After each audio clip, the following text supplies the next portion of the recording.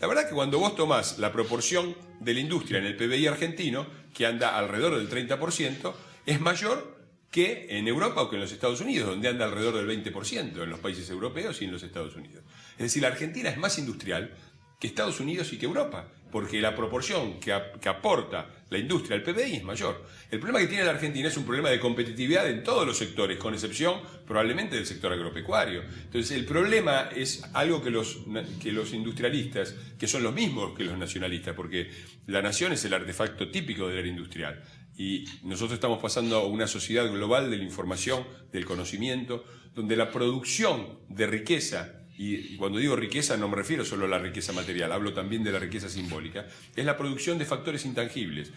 Todos esos elementos intangibles son centrales, inclusive en las producciones industriales. Cuando vos tomás Coca-Cola, ¿cuál es el valor fundamental de la empresa Coca-Cola?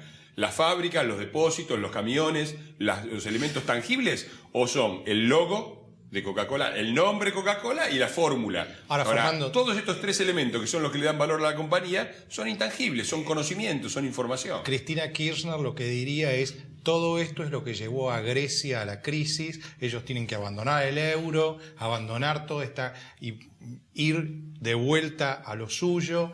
¿Qué responderías a eso? Yo lo primero que respondería es que desde luego la industria es una parte fundamental de las economías, pero una industria donde haya una gran incorporación de conocimiento, de información, de tecnología. Si se trata de tener una industria como la que hay en Alemania, yo me acuerdo yo le respondería así a la señora de Kirchner. Usted cuando llegó al poder dijo que si tenía que elegir un país al cual quería que se pareciese a la Argentina al final de su mandato, usted dijo Alemania. La verdad que es difícil llegar a Alemania, que queda para allá, cuando uno sale para el lado de Venezuela, que queda exactamente para el otro lado. Entonces, Alemania es competitiva porque tiene una base industrial muy fuerte, la base industrial más fuerte de Europa, pero la industria alemana es una industria hecha de conocimiento. La industria, por ejemplo, tomemos un ejemplo típico, la industria farmacéutica. ¿Cuánto vale producir la pastillita? No cuesta nada desde el punto de vista del objeto material. Producir la pastillita, el costo es cercano a cero. Lo que vale es el grado de información y conocimiento que contiene la pastillita. El investigador que encontró una determinada droga que sirve para hacer un tratamiento. Entonces, decir que eso es un objeto industrial, material, es no entender. Su valor no se basa en la materia, se basa en el conocimiento incorporado a la pastilla. Entonces, si no se entiende esto, no se entiende cuál es el futuro, porque terminamos preparando un país para que sea eficiente en un mundo que no existe más. Y este es el punto central. Pero entonces te dicen, ¿por qué países que intentaron globalizarse, que se metieron en el mercado común, etcétera, terminan en crisis? Yo tengo una solución a la Kirchner para los problemas de Europa, para acabar, por ejemplo, con el desempleo en España.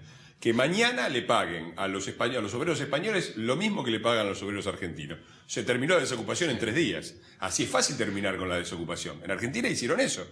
Metieron en el 2002 la devaluación. Una devaluación monstruosa, asimétrica, le robaron la plata a los pequeños ahorristas, se la dieron a los bancos, le dieron dijeron vamos a devolver dólares, no devolvieron dólares, devolvieron pesos, le devolvieron dólares a los bancos, el gobierno de Kirchner le pagó en dólares por anticipado 10.000 millones de dólares al Fondo Monetario Internacional, mientras estafaba a los ahorristas pequeños que habían invertido en la deuda argentina. Tuvimos en el año 2002 40% de inflación con salarios congelados. Hay que entenderlo en una clave global. Para Cristina Kirchner y para los nacionalistas, Europa es demasiado grande y por lo tanto hay que romper el euro e ir a las devaluaciones competitivas. Una cosa que odiaba Keynes, ya que hablan tanto de Keynes. Sí. Keynes llamaba a las devaluaciones competitivas las políticas de empobrecer a los vecinos, claro, textualmente. Sí. El problema de Europa es que es muy chica. Es decir, Europa, la crisis que tiene es producto de su enorme éxito. Hoy un obrero europeo gana 10 veces lo que gana un obrero chino.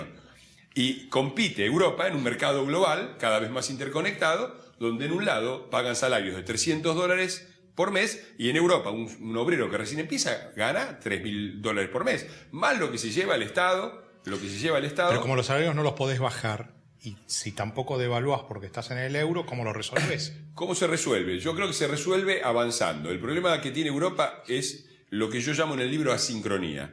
Ha habido una política asincrónica. Fueron a la moneda común sin ir a las políticas fiscales comunes. Y por lo tanto, los países del sur, sin ningún control, gastaron de más, claro.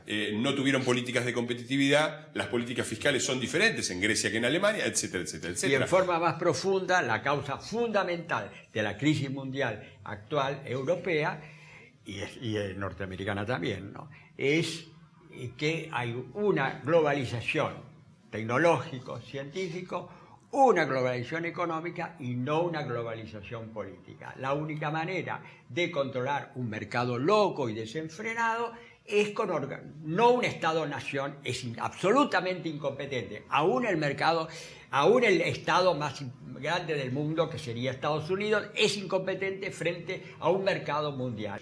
Yo iba al tema europeo. Si Europa quiere mantener la moneda, y yo creo que tiene que mantenerla, no tiene que dar un paso atrás hacia el nacionalismo, tiene que avanzar en la integración, claro, y tiene que tener políticas fiscales comunes, un poder más grande del Parlamento Europeo. Acá tenemos a Spinelli, el gran ideólogo del Parlamento Europeo, y tiene que avanzar hacia una integración mayor. La crisis de Europa no se soluciona con menos Europa, se soluciona con más Europa. Claro. Y a nivel mundial es muy interesante, porque ¿qué es lo que ha estallado en la crisis global? Por lo menos son mis dos tesis en el libro. Primera, ha estallado la regulación de una economía global, sobre todo en el aspecto financiero, por parte de estados nacionales y de organismos internacionales, que no es lo mismo que globales. Porque cuando se reúnen los representantes de cada país a discutir la crisis ecológica, el Tratado de Kioto, o la crisis financiera y qué medidas se toman, ninguno de ellos va pensando en solucionar el problema común, que es el recalentamiento climático o la inestabilidad financiera. Todos ellos van pensando cómo hacer para que los costos de esto lo paguen los otros y no lo pague mi país. Entonces no hay solución, necesitamos organismos mundiales que piensen como prioridad en solucionar las crisis comunes. Por eso la idea del Parlamento Mundial, por eso la idea de la democratización de las Naciones Unidas. Segundo, lo que ha estallado es un modelo de crecimiento mundial basado en el consumo privado del 20% más rico de la población mundial. Porque toda la cadena estaba impulsada, la venta de soja. La Argentina vende mucha soja a China y China produce muchos productos industriales que vende a los países del primer mundo, que cambian de teléfono todos los años, de auto cada 3 años y de lavarropas cada 5. El centro promotor de ese crecimiento, cuando se paró, empezó la crisis, porque era imposible seguir promocionando a través de créditos la compra de casas en los Estados Unidos, el cambio del auto cada 3 años o de los teléfonos cada 6 meses. Entonces, el consumo privado del 20% más rico del mundo era lo que hacía... Trabó el engranaje. Claro. Eso es lo mismo que pasó en Estados Unidos o en Europa en los años 20, que hubo una crisis justamente del consumo privado, de los más ricos, y hubo una solución política, democrática, que fue el New Deal americano o la socialdemocracia europea, que dijo, hay que expandir el consumo al conjunto de la población. Y fueron, ¿dónde fueron? A la creación de bienes públicos para todos.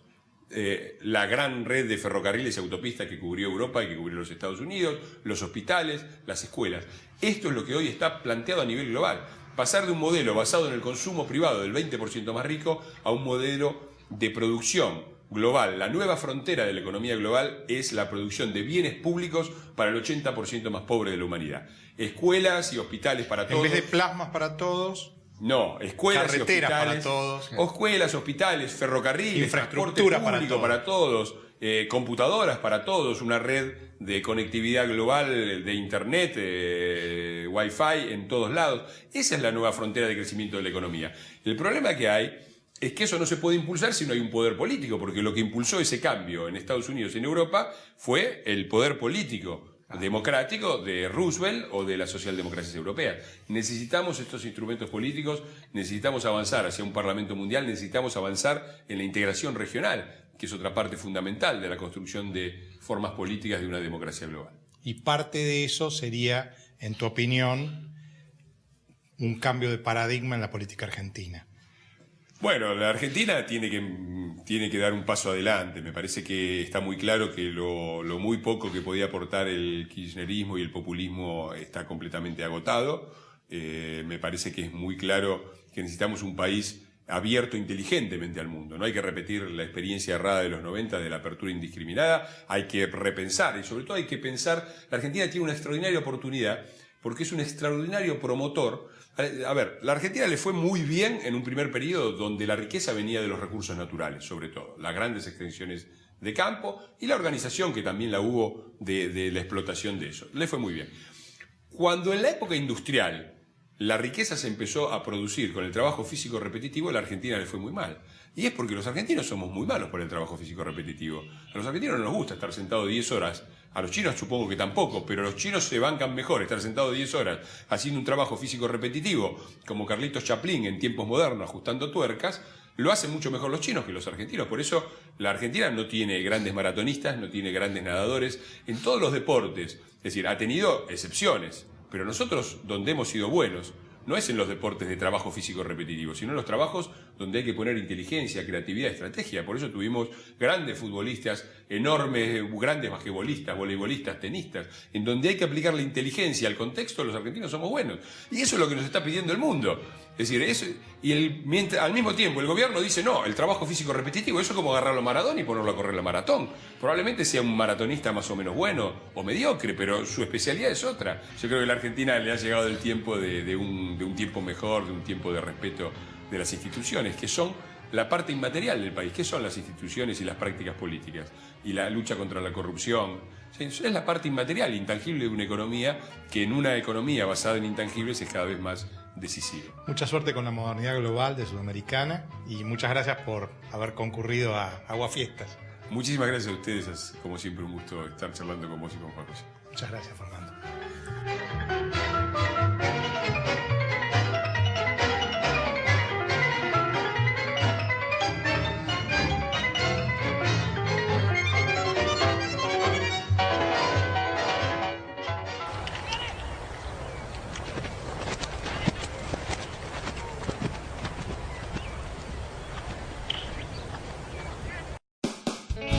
Ciudad Veloz. Préstamos tan personales como las razones para sacarlos. Por cada 1.000 pesos pagás menos de 30. 84 meses de plazo. Hasta 15 sueldos. Gestión en 48 horas. Comunicate llamando al 0822-20400. Banco Ciudad. Te quiero ver crecer.